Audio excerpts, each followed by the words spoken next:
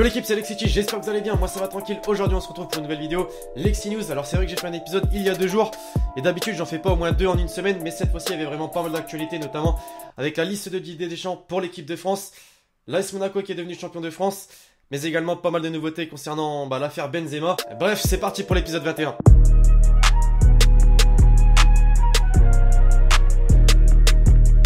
On est parti pour cet épisode de l'équipe en parlant directement de l'équipe de France, puisque c'est un petit peu pour ça que j'ai lancé cet épisode aujourd'hui les amis. On va parler de Didier Deschamps qui a annoncé sa liste pour les 3 prochains matchs de l'équipe de France.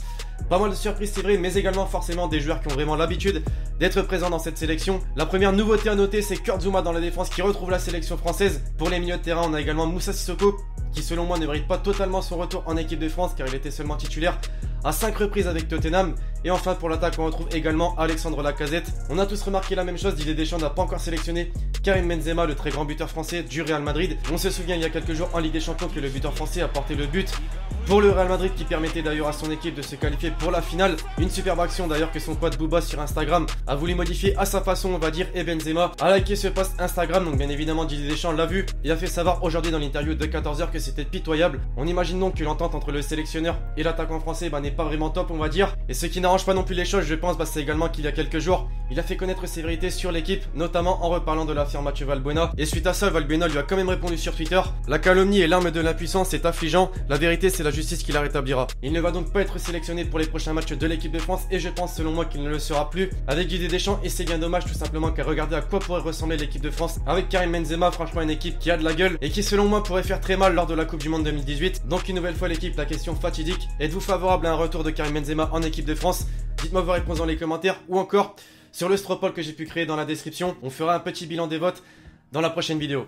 À côté d'un Karim Benzema très déçu de ne pas être sélectionné en équipe de France, on retrouve l'AS Monaco qui eux sont très contents car hier ils ont décroché le titre de champion de France en ayant remporté leur match contre Saint-Etienne 2-0 avec notamment comme buteur le très grand Kylian Mbappé qui a seulement l'âge de 18 ans.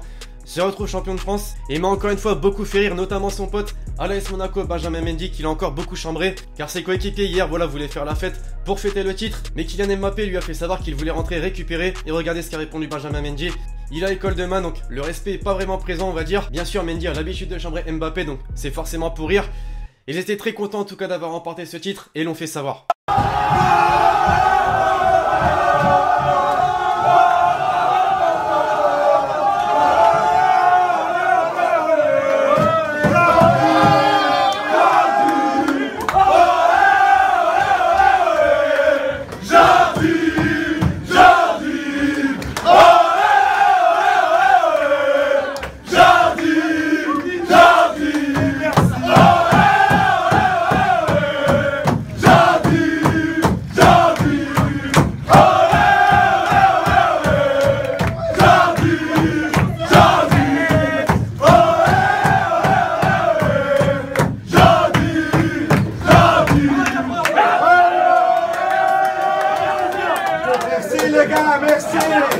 On rejoint l'Espagne cette fois-ci puisque l'on va parler du Real Madrid qui hier se sont approchés encore un peu plus du titre de champion de Liga cette saison. Ils ont remporté leur avant-dernier match de la saison contre le Celta Vigo 4-1 avec comme buteur Cristiano Ronaldo encore une fois, Karim Benzema qui prouve encore une fois au Real Madrid et enfin Toni Kroos, le milieu de terrain allemand qui a également marqué dans ce match. À l'heure actuelle le Real Madrid compte 90 points à son actif et le FC Barcelone juste derrière 87 points. Ils ne sont donc pas encore champions car la différence de but est à l'avantage des Blaugrana qui en comptent 77 à leur actif alors que le Real Madrid 63. On peut donc dire désormais que le Real Madrid a une petite main sur le trophée de la Liga grâce notamment à un certain Ronaldo qui cette saison a mis énormément de buts et un doublé encore une fois hier contre le Celta Vigo, même si c'est vrai que lors de ce match il a fait un petit fail et je me devais forcément de vous le montrer.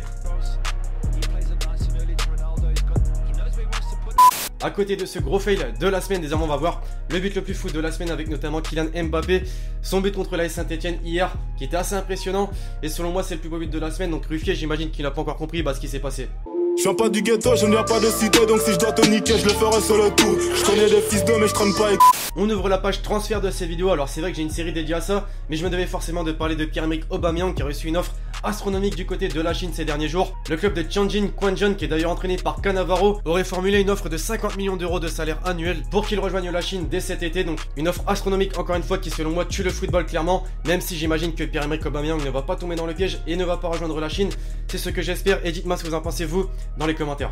Et enfin, j'aimerais clôturer cet épisode de l'équipe en parlant de Usain Bolt. Alors vous allez me dire, quel est le rapport avec le football? Bah vous vous rappelez très certainement il y a pas mal de temps que Usain Bolt allait s'entraîner avec le Borussia Dortmund et envisager d'être footballeur professionnel, c'était en tout cas son rêve. Et bien figurez-vous les gars qu'il a fait savoir à certains médias qu'il ne dirait pas non pour jouer en Dominos Ligue 2 en France. Donc vous imaginez Usain Bolt évoluer dans un club de Ligue 2, personnellement je trouve ça impossible. Mais ça a en tout cas fait réagir certains clubs, notamment sur Twitter, Valenciennes et Nîmes. Ça m'a beaucoup fait rire. Donc voilà l'équipe, cet épisode 21 touche à sa fin, j'espère vraiment qu'il vous aura plu. Si c'est le cas, le petit like et le petit commentaire pour me dire ce que vous avez pensé des différents sujets traités dans la vidéo, notamment le cas Benzema qui est très intéressant, donc n'hésitez vraiment pas à aller répondre au Stropole dans la description mais également en commentaire. Et donc écoutez, d'ici là je vous dis à la prochaine pour une nouvelle vidéo, c'était Lexi, ciao ciao.